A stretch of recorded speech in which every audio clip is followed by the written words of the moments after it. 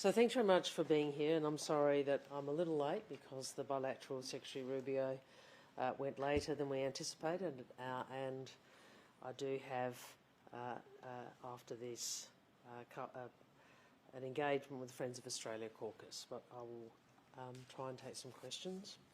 Obviously, it's been a great day. It's been a day of productive meetings, a fantastic opportunity for Australia's Foreign Minister to be here on the first full day of the Trump administration. And, you know, we begin the work we will do together to deliver for the Australian people and for the American people alike. I've just come from my meeting, as I said, with Secretary of State Marco Rubio. It was very warm and constructive. First official engagement, or first official bilateral engagement. Obviously, we had the Quad meeting ahead of that, and we spoke about our shared interest and ambition, the strength of our alliance, the importance of our economic partnership, the work we're doing together with the United Kingdom through AUKUS, and of course critical minerals, which has been an issue that he and the President have spoken about. We also met, as you know, with our counterparts from Japan and India, the first Quad foreign ministers meeting with the new administration, and I want to say how important it was for that meeting to take place. It was important for what we discussed, and as important, it was a signal that the priority, signal of the priority that the Trump administration places on the Indo-Pacific, and this is a good thing for Australia's interests. I also had the opportunity to meet this morning with the US National Security Advisor, Mike Waltz, and we also discussed our interests, our shared interests when it comes to security and economic prosperity. I was really pleased to meet him so early. In fact, we had such an early meeting, the moving van was still in the driveway at the West Wing when we came out of our meeting. So I think across the span of the alliance there's a great deal of optimism and confidence about the opportunities ahead, and I am really privileged to have had this level of engagement so early in the new administration, and I thank them for that courtesy and for the privilege particularly of attending the President's inauguration. Happy to take questions. Did the Quad ministers manage to figure out a time and place for the Quad leaders to meet? Is that on the agenda for that? Certainly we discussed future meetings, both for foreign ministers and for leaders. And I'm sure officials will work to look at what can be achieved. We also talked about the importance of making sure we continue to have a very clear and focused strategic agenda for the Quad. Did you seek any further assurances from the Secretary of State beyond what he said at his confirmation hearing last week about the security of AUKUS going into the future under this administration? Obviously we discussed AUKUS, and it was a very positive discussion, and I refer you again to the testimony of the Secretary, which reflected his comments to his discussion with me today, that AUKUS is an investment in security and stability in the region. It's a demonstration of the way in which partnerships can be utilised to improve and enhance the security of the region and of the countries involved. And I think it's been really clear that the Trump administration understands the strategic imperative around AUKUS, which is why the government is so committed to it. I understand you're off to Auschwitz next. Sorry, you got two. I was going to get them. Oh, sorry, did you? That was, sorry, my apologies. Yes, Tom. I understand you're off to Auschwitz next week. The original Home Affairs email to delegates said Sue Lyons was going to be the lead delegate. Do you ever say when and why that changed? Because she said before the 2022 election that Israel was effectively carrying out apartheid. Would it have been inappropriate for her to go? Look, my recollection of this is I understood Mark Dreyfus was going to attend the commemoration. I indicated late last year that if I could attend as well, I would. And we did make that decision, I think, just around Christmas, perhaps, and communicated it after the shutdown. So Mr Dreyfus, obviously, he and I had spoken about his attendance, which is an important thing. But can I say more broadly about why this is so important, particularly given that we've seen some of the anti-Semitism at home. It is a reminder. What occurred during World War II, the hatred, prejudice, the dehumanisation, and the murder of over 1 million people and 1 million Jews was something humanity should never forget, because it tells us something about where hatred leads. So I'm very honoured to be able to go with Mark and others, and it is, this is a part of history we should not forget. Minister, you having been in the meetings you've just been in would have a better appreciation than almost anyone as to how significant yesterday's change of presidents was for Australia. It's your job to know that. Having been in the meetings, what's the most significant change for Australia in the change of administration out of yesterday? Okay, I think that was a flattering way of asking the same question, which is, could you comment? Could I get involved in some commentary? But can I make some observations which are consistent with what I've said? President Trump has made it clear that he is going to do things differently. He did so in his first term, and he campaigned on taking a different approach on many matters, some of them domestic and some of them international. So, we should not be surprised if he implements that agenda.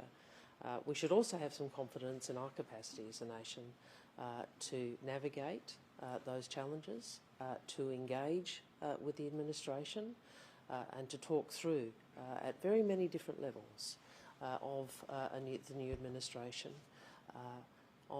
talk about the issues that are relevant to Australia's interests, and that's why I'm here. And so I'm very pleased that we've been able to engage at such a senior level and so early. There's really so unprecedented. what difference matters to us, Minister? Well, which of the differences in the administration are you really exercised by? I don't know that I'm exercised. I recognise that there are things that matter to Australia, our national security interests and our economic interests, and I will continue to advocate for them. Did you discuss the Ambassador Rudd's... I'm sorry? Did you discuss Ambassador Rudd's tenure at all with the Secretary of State? It did not come up. Okay. It And did did not you come leave up. that meeting, can I just ask, did you leave that meeting more satisfied or less satisfied that we will escape the heavy hand of trade tariffs? I have focused very much on articulating why Australia's economic relationship with the United States is of benefit to the United States as well as to Australia. That is recognised. I focused on the benefit that the economic partnership brings in particular sectors to the United States, and that is recognised. And what I would say, and I understand that people are very focused on this, every new US administration has had a view about trade policy. And every Australian government in office at a time where a new administration has come in has had to navigate those trade policy issues. And this is no different.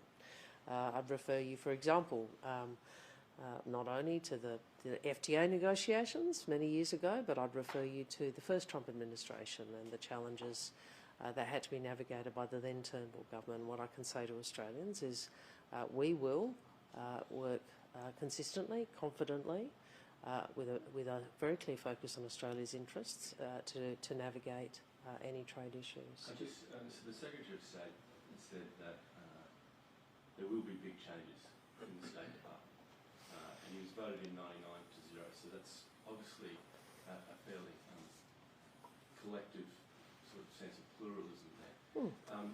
Do you get any sense that the US and Australia are going to have more to do with each other when it comes to technology and surveillance and getting ahead of the curve when it comes to technologies like satellites and so forth, especially when it comes to what the Quad wants to put on its agenda? Well, first in relation to Secretary Rubio's confirmation 99-0, I did comment to him that was a pretty impressive mandate. I'm not sure what historical precedent there is to it, but it was very impressive and says something about the respect with which he is held by all sides of politics here, and that is a good thing for us, and I think a good thing for the administration. The second point I'd make is we see this alliance and this partnership as being multidimensional, and our interests are aligned and are intertwined and are interlocked across a number of domains, broadly, national security and strategic, and as well as economic. Now, some of the points that you raise go to what we might now start to consider as being part of those domains. So, of course, we will continue to engage with them on new opportunities and new challenges. Could you expand on the discussions around critical minerals? Does Australia look to increase trade with critical minerals to the US? Look, there's been a lot of discussion both in the Trump administration and members of the Trump administration, but also the previous administration and in Australia about the importance of critical minerals. They're important to where our economies are going, where the global economies are going, and we know these are areas in which there are, very, very limited supply chains, and so it's no secret that Australia is keen to look at how we might develop more processing capacity in Australia for the critical minerals which we do have, and the Prime Minister's Future Made in Australia agenda has that very much at its heart. You mentioned earlier that this obviously was the first bilateral for the new Secretary, meeting with Australia's Foreign Minister hours after being sworn in himself. I think I was second after External Affairs Minister Jaishankar, so I was his number two. That's okay. What do you read into the importance of Australia and the United States meeting so early in the Trump administration? And from your government's perspective, how much importance are you placing on the relationship you're going to strike with Marco Rubio as to how the government can work with Donald Trump? Well, I think what it says is that this alliance matters and this relationship matters, and I think what it says is the Quad set of engagements, the Quad partnership matters. Have you ever considered selling half of TikTok? Look, I think that's a... Have you ever Will Australia call the Gulf of Mexico the Gulf of America? Which one should I take? First, in relation to TikTok, we've already gone through a process, our own process, in relation to how we handle that platform, which you'd be aware of. I think those announcements were made over 18 months ago now, maybe certainly over a year ago. I'm not going to comment on the domestic decisions that the President makes. Well. Sorry, quick question on the Quad, Minister. Sure. Over the last few years of the Quad, it hasn't sort of had an overt defence focus, and some have made the point that they would like to see it do that. Did you get the sense from the Secretary that he would like to expand the Quad's focus to take a more assertive role on matters of defence and security in the Indo-Pacific?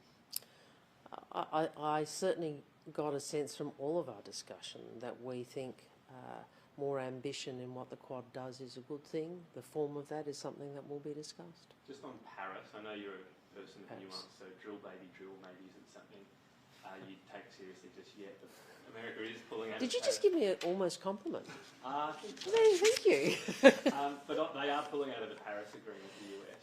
Are you worried momentum will be lost? It's so critical at this juncture if it's going to succeed. The President Trump's position on exiting Paris is long-standing. Australia also has long-standing positions when it comes to the UN Framework Convention on Climate Change and other matters. Minister, at home, federal police are investigating whether overseas actors have paid Australian criminals locally to carry out anti-Semitic attacks. Are you aware, has this been raised in the context of any of your meetings, and is there anything you can add to the fact that that investigation has happened?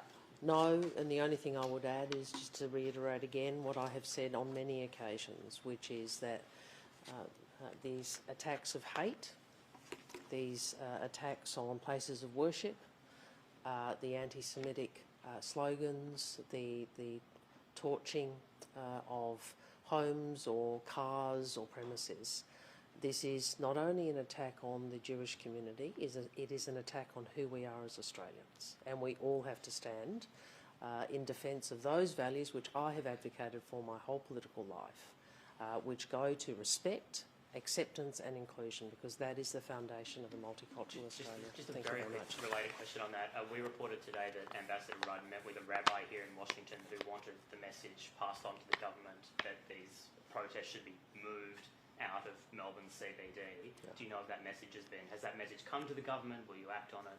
Well, I haven't engaged with Ambassador Rudd about this, so, but what I would say is people have a right not only to be safe, but to feel safe.